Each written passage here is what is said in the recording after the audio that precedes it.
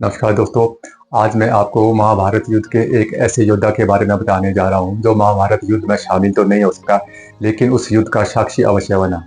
महाभारत का युद्ध जब शुरू होने वाला था तो भीम के पौत्र और घटोत्कच के पुत्र बर्बरीक युद्ध में शामिल होने के लिए आ गए। बर्बरीक के पास 3 अमोघ अस्त्र थे। बर्बरीक ने कठोर तप करके भगवान शिव को प्रसन्न किया। उसकी तपस्या से प्रसन्न होकर भगवान शिव ने उसे 3 अमोघ अस्त्रों का वरदान दिया और जिनसे वह अकेले ही पूरी दुनिया को जीत सकता था। जब भगवान श्री कृष्ण को यह पता चला कि बर्बरीक महाभारत युद्ध में शामिल होने आया है, तो भगवान श्री कृष्ण ने एक ब्राह्मण का रूप धारण करके बर्बरीक की परीक्षा लेने पहुंचे। श्री कृष्ण ने बर्बरीक से उसकी बाणों की शक्ति दिखाने को कहा, तो श्री कृष्ण ने पास एक पीपल के वृक्ष की ओर इशारा करते हुए कहा कि इस वृक्ष की सारी पत्तियां काट के दिखाओ।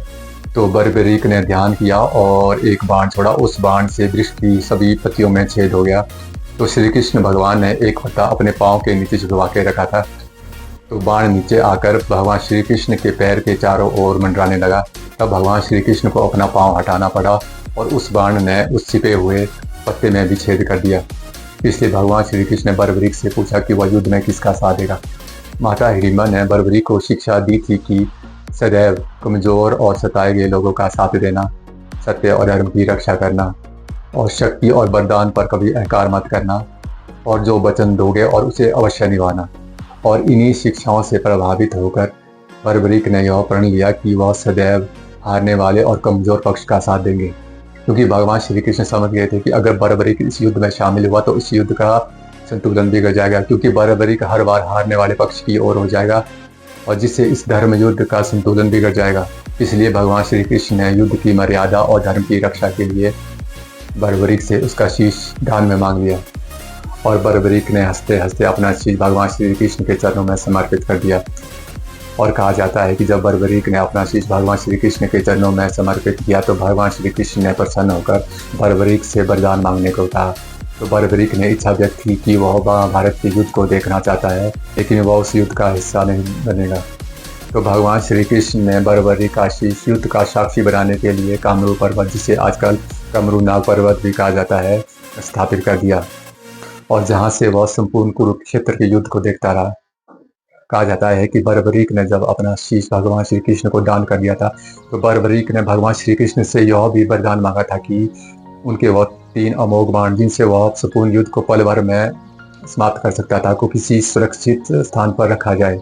तो मान्यता है कि इन्हें कमरूनाग झील में स्थापित किया गया था।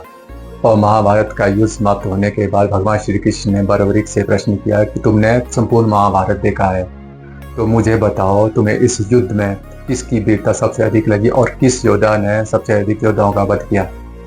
तो इस पर बर्बरीक ने उत्तर दिया कि हे प्रभु, मैंने आपके सुदर्शन चक्र को ही घूमते हुए देखा, जो पल भर में दोनों सेनाओं का संहार कर देता था। चाहे कौरव हो या पांडव, कोई भी अपने बल से नहीं लड़ रहा था, सब कुछ तो आपके सुदर्शन चक्र द्वारा ही हो रहा था। इस उत्तर ने यह स्पष्ट कर दिया कि महाभारत युद्ध में विजय पांडवों की नहीं, बल्कि यह भगवान श्री कृष्ण की लीला थी।